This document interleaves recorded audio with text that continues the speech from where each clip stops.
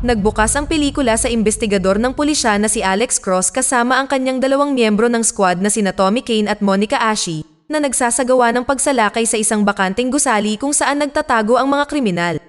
Nakipagbarilan sila ngunit sa huli ay nahuli ang mga salarin. Nang matapos na ang kanilang gawain, umuwi silang lahat.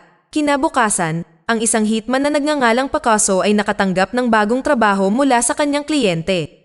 Nakatayo siya sa harap ng isang gusali, hinihintay ang kanyang kliyente na ipadala ang kabayaran bago simulan ang operasyon. Matapos kumpirmahin ang pagdating ng pera, nagpatuloy si Picasso sa isang underground combat arena kung saan nakaistasyon ang kanyang target, isang mayamang babae na nagngangalang Ana. Sa loob ng gusali, nilapitan ni Picasso ang organizer ng event at nag-alok sa kanya ng napakalaking halaga ng pera upang harapin ang reigning champion sa lugar. Ang organizer ng kaganapan ay napahanga sa pera at sumang-ayon na hayaang lumahok si Picasso sa laban. Di nagtagal, pumasok si Picasso sa fighting arena na nagnanakaw ng tingin kay Ana na nakaupo sa karamihan sa pagtatangkang makuha ang kanyang atensyon. Bago magsimula ang laban, binalaan ni Picasso ang kanyang kalaban na huwag siyang saktan maliban kung gusto niya ng walang hanggang pinsala. Sa kasamaang palad, nagalit si Picasso at binali ang braso ng kanyang kalaban pagkatapos baliwalain ang kanyang babala. Ang kanyang pambihirang pagganap sa arena ay nakabighani kay Ana na nag-imbita sa kanyang tahanan. Bago dalhin ni Ana si Picasso sa itaas para uminom, 3 security guard ang maayos na tumingin sa kanya. Si Ana, na nabihag ni Picasso, ay tila nagmungkahi na magpalipas ng gabing magkasama hanggang sa hindi inaasahang tinurukan siya ng berdeng likido na nagpatigil sa kanyang paggalaw. Sinimulan ni Picasso na pahirapan si Ana upang maisakatuparan ang layunin ng kanyang kliyente. Matapos makumpleto ang kanyang layunin, niligpit ni Picasso ang lahat ng mga gwardya ni Ana at umalis sa mansyon. Nang sumunod na araw, dumating sa bahay ni Ana ang mga pulis, kabilang si Alex at ang kanyang squad upang simulan ang kanilang investigasyon. Iniisip ni Tommy na ang pagpatay ay maaaring isinagawa ng higit sa isang tao, ngunit hindi sumang-ayon si Alex na sinasabing ang mamamatay tao ay solong tao na may pambihirang kakayahan. Habang sinusuri ang silid ni Ana, natuklasan ni Alex ang isang sketch na iniwan ni Picasso na nagudyok sa kanya at kay Tommy na bumalik sa opisina para sa higit pang investigasyon sa likhang sining. Pagkatapos ng isang komprehensibong pagsusuri, natuklasan ni Alex ang isang palatandaan na nagdala sa kanila sa kasosyo sa negosyo ni Ana na si Erich Neumacher na pinaghihinala ang susunod na biktima ng mamamatay tao. Bilang reaksyon, tumakbo sina Alex, Tommy, at Monica sa opisina ni Erich upang matiyak ang kanyang kaligtasan. Pagdating nila, orihinal na tinanggihan ng mga gwardya ang kanilang pagpasok. Samantala, gumagapang si Picasso sa istruktura sa pamamagitan ng water pipe system sa ilalim nito. Nang may napansin ang isa sa mga bantay ni Erich na kakaiba malapit sa fountain sa labas, nagsimula silang maniwala kay Alex na dati nang nagbabala sa kanila tungkol sa posibleng panganib ni Erich. Dahil dito, pinayagan ang mga detective na pumasok sa opisina ni Erich upang ipaalam sa kanya na maaaring target siya ng isang contract assassin at maaaring nakalusot sa gusali. Sinabihan ni Erich si Alex at ang kanyang squad na hanapin ang hitman. Samantala, pinatay naman ni Picasso ang maraming gwardya ni Erich na nakatalaga sa loob ng gusali. Ang pagsalakay na ito ay nagpaalam kay Alex sa presensya ni Picasso at sinubukan niyang i-corner ang hitman na nakikiusap sa kanya na sumuko habang ibinababa ang kanyang sandata. Si Picasso, sa kabilang banda, ay maingat na naghagis ng bomba kay Alex at sa kanyang squad na nagdulot ng pagsabog na nagbigay daan sa kanya upang tumakas. Sa kabila ng pagsabog, nagawa ni Alex at ng kanyang koponan na panatilihing ligtas si Erich mula sa pag-atake ng hitman. Nang umuwi si Picasso, galit na galit siya dahil nabigo ang kanyang unang misyon para sa kanyang kliyente. Siya ay naging masyadong mausisa tungkol kay Alex at sa kanyang mga kasamahan na humadlang sa kanyang layunin. Samantala, balik tayo sa himpilan ng pulisya, tinanong ng hepe si Alex tungkol sa contract killer na tumarget sa opisina ni Erich. Inihayag ni Alex na ang kakayahan ng hitman ay kahawig ng isang highly trained special forces operative. Binigyang diin niya kung paano niligaw at pinatay ni Picasso si Ana bago pumasok sa isang gusali sa pamamagitan ng water pipe system. Ibinunyag din ni Alex na sina Ana at Erich ay business partners sa isang major project kasama ang isa pang businessman na nagngangalang Giles Mercier. Nang marinig ng hepe ng pulisya ang ulat na ito, agad niyang pinapunta si Alex at ang kanyang mga tauhan sa bahay ni Giles. Pagdating nila sa ari-arian ng mayamang negosyante, magiliw silang binati ng sekretarya ni Giles at si Giles mismo ang sumalubong sa kanila. Hindi maiwasan ni Alex na mapansin ang ruby red ring ni Giles at ginamit ito para magsimula ng diskusyon. Ipinagmamalaki ni Giles na ang singsing ay isang hindi mabibili na regalo mula sa hari ng Dubai na hindi niya hinubad kailanman. Pagkatapos ay inilarawan ni Alex ang dahilan ng kanilang pagbisita, kabilang ang pagkamatay ni Anna, na nag-udyok kay Giles na irekomenda na ipagpatuloy nila ang pag-uusap sa isang lugar. Sa kanilang pag-uusap, tinanong ni Alex si Giles kung alam niya kung sino ang responsable sa pagpatay kay Anna at ang pag-atake kay Erich. Inamin ni Giles na hindi niya kilala ang tao. Matapos ang kanilang pagkikita, hindi na itago ni Alex ang kanyang namumuong pagdududa kay Giles, lalo na kung isasaalang-alang ang pag-aalinlangan ng negosyante na sagutin ang kanyang mga katanungan. Si Monica, nakagagaling lang sa trabaho, ay naghahandang maligo sa bahay ng gabing iyon. Lingid sa kanyang kaalaman, tahimik na pumasok si Picasso sa kanyang tahanan.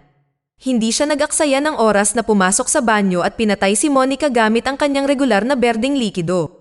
Makalipas ang ilang oras, habang kumakain ng hapunan si Alex at ang kanyang asawa sa isang restaurant, nakatanggap siya ng tawag mula sa hindi kilalang numero. Napag-alamang pinagbabantaan ni Picasso ang buhay ni Alex. Nagbigay din si Picasso ng larawan ni Monica na pinatay niya kamakailan, kaya nag-aalala si Alex tungkol sa kaligtasan ng kanyang pamilya. Nakaramdam ng galit si Picasso laban kay Alex at sa kanyang mga tripulante dahil sa pakikialam sa kanyang layunin, at nilayon niyang alisin ang bawat miyembro ng squad ng paisa-isa. Bilang babala, pumwesto si Picasso sa isang gusali at binaril ang asawa ni Alex mula sa malayo. Nalungkot si Alex nang makita niyang wala na ang kanyang asawa, gayon din ang kanyang katrabaho. Kinabukasan, si Alex ay nakaupong mag-isa sa isang simbahan, nagdadalamhati sa kanyang asawa, nang lumapit si Tommy para makiramay. Iginuhit ni Picasso ang mukha ni Alex habang palihim siyang pinagmamasdan sa libing. Pagkatapos ng libing, ipinaalam ni Tommy kay Alex ang resulta ng autopsy, na nagsiwalat na si Monica ay pinatay gamit ang nakamamatay na lason na karaniwang ginagamit ng mga gangster upang iligpit ang kanilang mga kalaban. Upang matuklasan ang higit pa, nakipagkita si Alex kay Daramus Holiday, isang boss ng gang, upang malaman kung saan nakukuha ng mga gangster ang mapanganib na materyal. Sa simula ay nag-aalangan, kalaunan na ibinigay ni Daramus ang address ng taong gumagawa ng lason matapos siyang tutukan ni Tommy ng laser at nakahanda sa pagbaril. Nagmamadaling pumunta sina Alex at Tommy sa address na binanggit ni Daramus. Pinilit nila ang gumagawa ng mapanganib na gamot na si Ingo, na ibunyag ang pagkakakilanlan ng bumili sa kanya. Inamin ni Ingo na hindi niya kilala ang bumili, ngunit nangakong ipapakita sa kanila ang CCTV footage ng lahat ng bumili ng kanyang mapanganib na produkto. Habang sinusuri ang footage, napansin ng detective si Picasso na dumating sakay ng isang itim na sasakyan.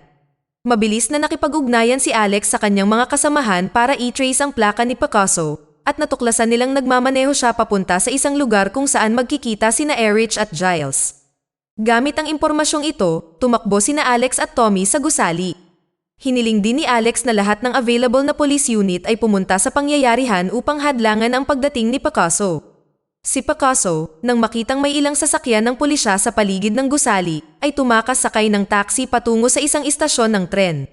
Nilapitan niya ang tatlong individual na nanunuya sa kanyang hitsura, ngunit hindi niya ito pinansin at sumakay sa tren. Sa sandaling gumalaw na ang tren, palihim na nakakuha si Picasso ng kontrol sa sistema ng tren na nagpahintulot sa kanya na kontrolin ang mga automated na pinto at ihinto ang tren sa kanyang kagustuhan. Matapos matagumpay na ma-hijack ang tren, pinatay niya ang lahat ng tatlong mapanuksong lalaki at naglunsad ng rocket launcher sa gusali kung saan magkikita sina Erich at Giles. Samantala, ang mga pulis na nakatalaga sa labas ng gusali ay walang kamalay-malay sa planong pag-atake ni Picasso, habang sina Alex at Tommy ay napahinto sa trapiko habang papunta sa lokasyon. Kakadating lang nina Erich at Giles sa harap ng gusali ng si Picasso na may dalang rocket launcher, ay pinaputukan sila habang naghahanda silang pumasok. Nang matapos ang kanyang trabaho, mabilis na lumabas si Picasso sa tren at tumakas sakay ng sasakyan. Sa panahon ng paghabol, sina Alex at Tommy, na sumusunod kay Picasso mula sa central office, ay sadyang bumangga sa kanyang sasakyan. Nawala ng malay si Tommy dahil sa pagkakabangga, ngunit agad namang hinabol ni Alex na gising pa si Picasso pagpasok nito sa isang bakanteng gusali. Patuloy na hinahabol ni Alex si Picasso na nagtungo sa itaas na antas ng gusali na nagresulta sa isang putukan. Si Picasso, na naubusan ng bala, ay nagtangkang direktang atakihin si Alex.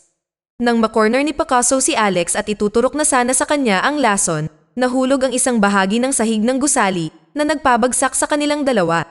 Sa kabutihang palad, nakaligtas si Alex sa pamamagitan ng paghawak sa isang piraso ng bakal at tinulungan ng dumating na si Tommy. Si Picasso, sa kabilang banda, ay bumagsak sa kanyang kamatayan. Di nagtagal, dumating ang iba pang mga katrabaho ni Alex upang kunin ang katawan ni Picasso at tulungan sina Alex at Tommy, na sugatan. Sa kabila ng pagkamatay ni Picasso, hindi natapos ang investigasyon dahil nabigo ang pulisya na tukuyin ang tao na nag-utos sa kanya. Pagkalipas ng ilang araw, habang nasa trabaho sina Alex at Tommy, nakatanggap sila ng tawag sa telepono na may impormasyon tungkol sa taong umupa kay Picasso para patayin si Ana at ang iba pang mga negosyante. Hiniling ni Alex sa kanyang mga kasamahan na makipagtulungan sa mga awtoridad ng Indonesia upang mahuli ang kliyente ni Picasso na dumating na ngayon sa Indonesia. Lumipat ang eksena sa Bali Island sa Indonesia, kung saan sumugod ang isang villa attendant para ibigay ang nagri-ring na telepono sa kanyang amo. Nakapagtataka, ang tawag ay para kay Giles at ipinaalam sa kanya na natuklasan na siya ang taong nag-utos kay Picasso para patayin sina Erich at Ana. Napagtanto ni Alex na may pinadala si Giles na kamukha niya sa isang meeting kasama si Erich. Nabunyag ang revelasyon na ito nang hindi mahanap ng mga investigator ang pulang brilyante na singsing ni Giles sa inaakalang katawan niya. Sa pagsisiyasat, isiniwalat ni Alex na pinatay ni Giles ang kanyang dalawang kasosyo sa negosyo upang sarilihin ang lahat ng kita ng binuo nilang negosyo. Natakot si Giles nang mabunyag ang kanyang balak. Di nagtagal, dumating ang mga pulis ng Indonesia na nagtatrabaho kay Alex upang arestuhin siya. Sa panahon ng pag-aresto, natuklasan nila ang mga ilegal na sangkap na sinadya ni Giles na ipamahagi sa Bali na nagpataas ng kanyang legal na suliranin. Nakahinga ng maluwag si Alex na nagtagumpay ang kanyang misyon at naipaghiganti niya ang pagkamatay ng kanyang asawa. Sa wakas, natapos ang pelikula sa pagbabalik ni Tommy kay Alex sa kanyang bayan para magbakasyon pagkatapos nilang pareho na makatanggap ng ilang araw na bakasyon. Dito na nagtatapos ang kwento. Sana ay nagustuhan nyo. Mag-subscribe na kung hindi ka pa nakasubscribe. Pindutin na rin ang notification bell at like button upang matulungan ang channel, and leave a comment down below. And as always, thank you for watching.